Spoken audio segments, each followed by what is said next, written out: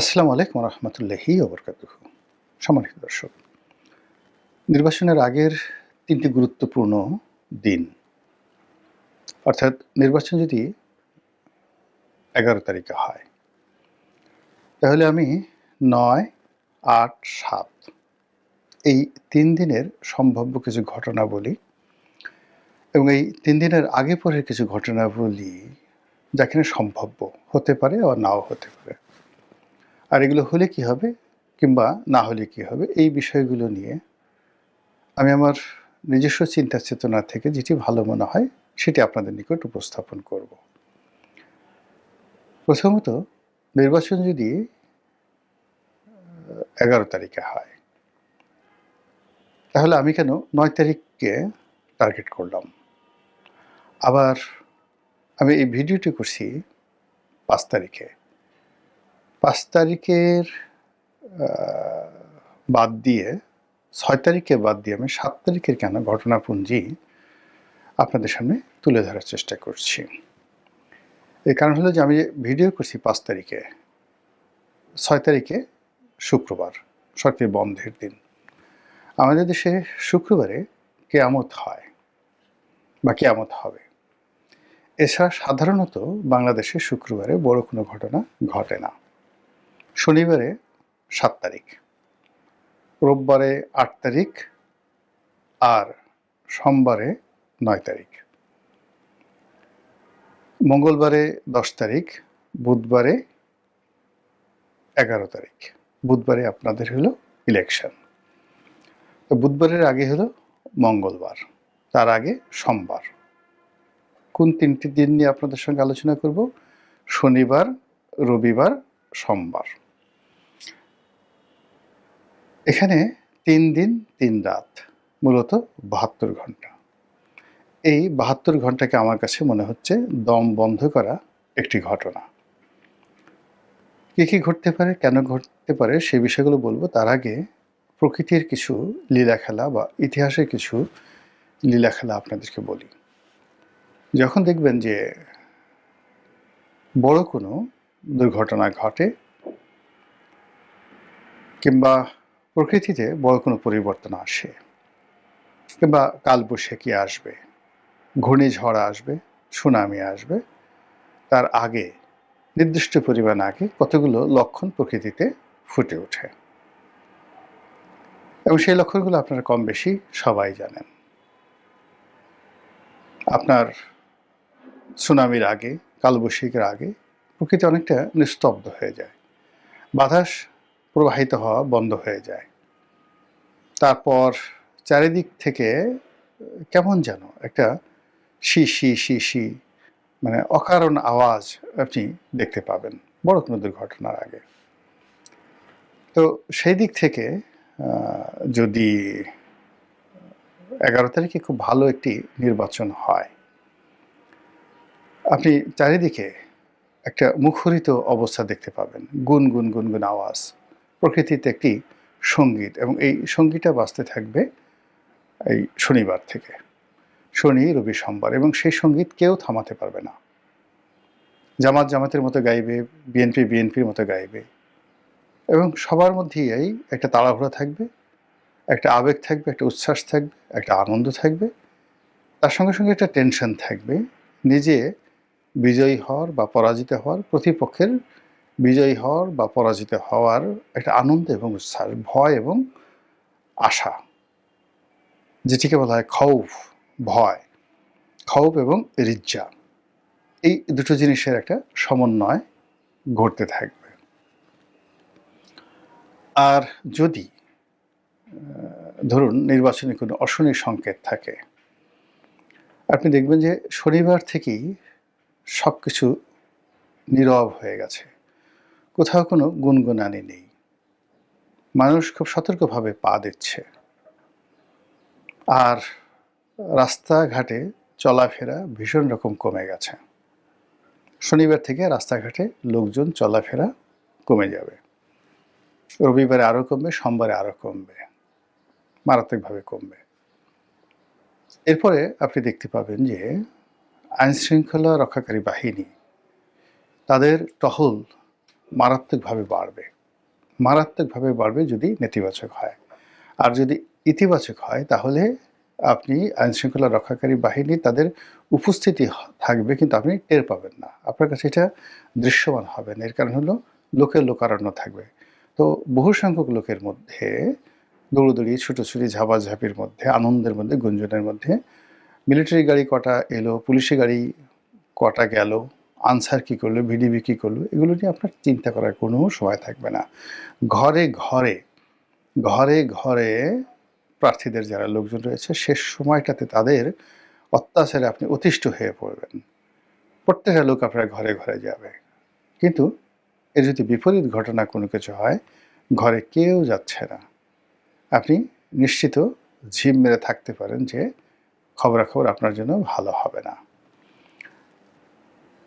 অন্য একটা বিষয় রয়েছে, সেই বিষয়টা হলো এই পৃথিবীতে মানুষের মুখ দিয়ে যা বের হয় প্রকৃতি তাই ঘটিয়ে দেয়। কখনো এমন কোনো ঘটনা ঘটেনি যে ঘটনা ঘটার পর সকল মানুষ আশ্চর্য হয়ে গেছে। যেমন ধরুন শেখ হাসিনার পতন হলো, বহু মানুষ বলেছে যে এর পতন হবে এবং তাকে পালিয়ে যেতে হবে। তো সে যখন নিজে শেখ হাসিনা এর দ্বারা কতটা প্রভাবিত হয়েছেন যে তিনি নিজে বলতে বাধ্য হয়েছেন তিনি পালাবেন না, তার আশেপাশের লোকজন তারা বলেছে যে পালাবে না, আওয়ামী লীগের অস্তিত্ব থাকবে না, আওয়ামী লীগের অফিস খোলার মতো কোনো লোক থাকবে না। বলেন তো এই কথাগুলো কি 2014 সন থেকে ঘাটে পথের সমস্ত মানুষ বলেনি? সবাই বলেছে এবং সেই ঘটনা ঘটে গেছে। বঙ্গবন্ধু মারা যাবেন, সপরিবারে নিহত হবেন, এটা না বললেও তিনি মারা যাবেন। তার মানে পরিষদ বর্গ, তার নিজের আত্মীয় স্বজন, বিশেষ করে তার ভাই, অন্যান্য যারা আছেন নিকট আত্মীয়, আমি নাম বললাম না, এদের অত্যাচারে, জুলুমে মানুষ অতিষ্ঠ ছিল, ভীষণ রকম অতিষ্ঠ ছিল। ফলে কি হলো, যে যার অবস্থান থেকে বলতেন যে সর্বনাশ ঘটবে, নির্বংশ হবে, অপঘাতে মারা যাবে। এই সমস্ত কথাবার্তা কিন্তু ৭৩ সন থেকেই বলা শুরু হয়েছিল। প্রকৃতিতে সেই ঘটনা ঘটে গেছে। জিয়াউর রহমানের ক্ষেত্রে প্রযোজ্য। জিয়াউর রহমানের ক্ষেত্রে একটার পর একটা মিলিটারি কু হলো, আর অন্য যে ঘটনাগুলো হলো, সবাই আফসোস করতো না জানি কখন মরে যায়। সেই ঘটনাই ঘটল। এরপরে অন্যান্য যারা আছে, প্রেসিডেন্টের সাথ, জিয়াউর রহমান সাহেব, তাদের কথা বাদ দেন, বেগম জিয়ার কথাই চিন্তা করেন। এখন বেগম জিয়ার যে রাজকীয় জীবন, সেই রাজকীয় জীবনের সঙ্গে তার যদি মৃত্যু, অনেক মানুষ জানাজায় হাজির হয়েছেন, কিন্তু মৃত্যুপূর্ব সময় তার যে নিঃসঙ্গতা, তার যে অসুখ, তার যে বিসুখ, তার যে কষ্ট, তার চোখের সামনে তার যে মনোবেদনা, সব কিছু তিনি একেবারে গাছ পাথর হয়ে গিয়েছিলেন, শোকে মুহ্যমান হয়ে গেছিলেন। তো সেই মানুষটি মৃত্যুর আগে একবার দুইবার তিনি শুধু হেসেছিলেন শেখ হাসিনার পতনের পর। এই যে জীবনের ট্র্যাজেডি, এই ট্র্যাজেডির কারণটা কি? এই ট্র্যাজেডির কারণ আপনারা যদি খুঁজতে যান তাহলে অনেক কিছুই দেখতে পাবেন, বুঝতে পাবেন, যার ফলে আপনি একটা অনুসিদ্ধান্তে পৌঁছতে পারবেন যে এই পৃথিবীতে কোনো কিছুই আনটার্ন যায় না। আপনি যতটুকু ভালো কাজ করবেন সে ভালো কাজের মূল্যায়নে পৃথিবী আপনাকে দেবে।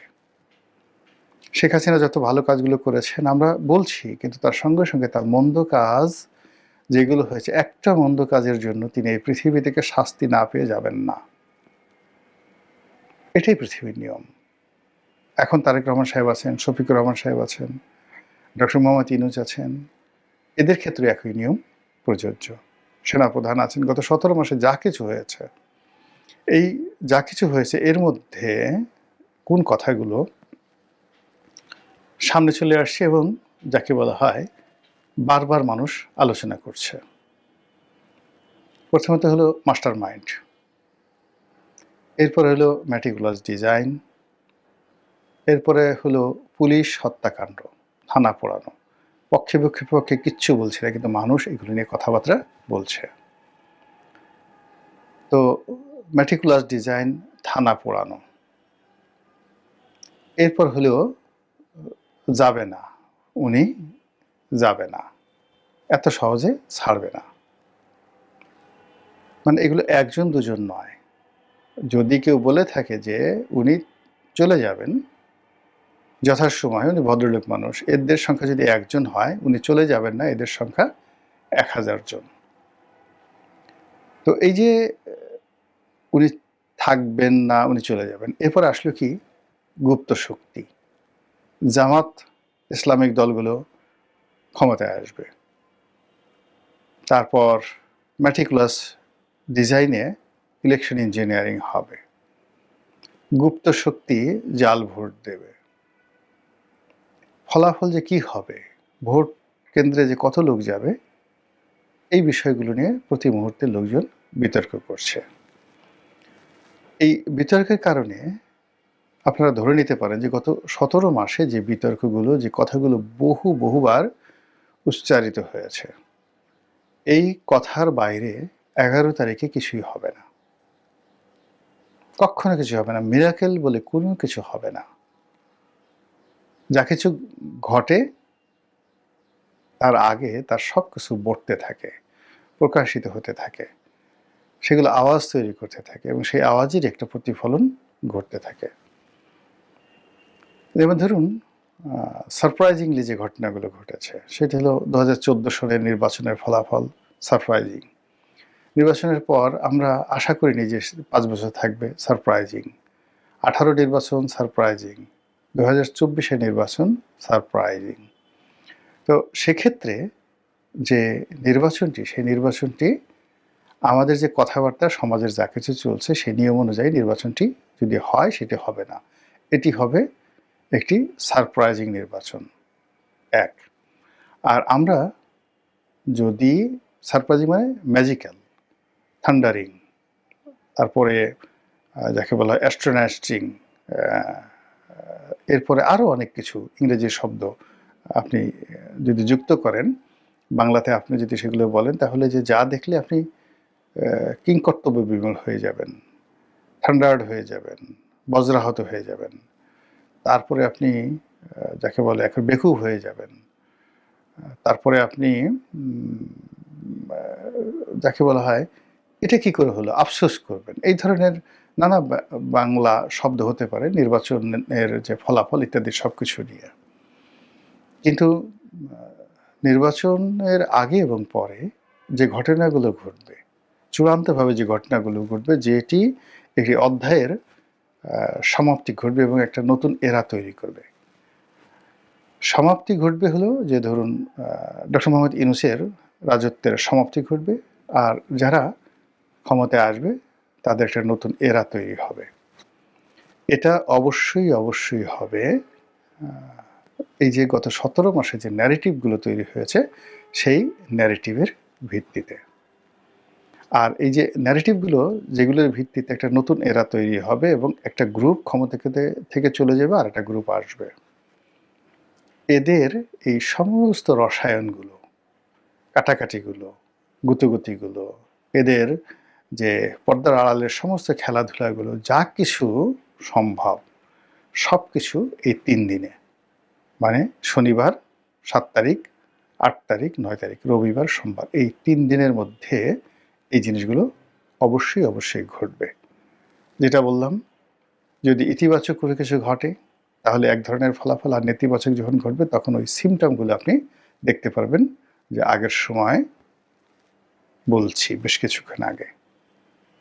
মহান আল্লাহ সকল দুর্ভোগ দুর্দশা থেকে, অজানা আশঙ্কা থেকে, ভয় এবং ভীতি থেকে, এবং এই পৃথিবীর অনিষ্ট থেকে, অশরীরী আত্মাদের অনিষ্ট থেকে, শয়তানের অনিষ্ট থেকে, এবং নফসের অনিষ্ট থেকে, এবং মহান আল্লাহর ক্রোধ থেকে আমাদের সবাইকে, আমাকে সহ, আমার পরিবার সহ আপনাদের সবাইকে রক্ষা করুন, হেফাজত করুন। আসসালামু আলাইকুম রহমতুল্লাহি ওয়া বারাকাতুহু।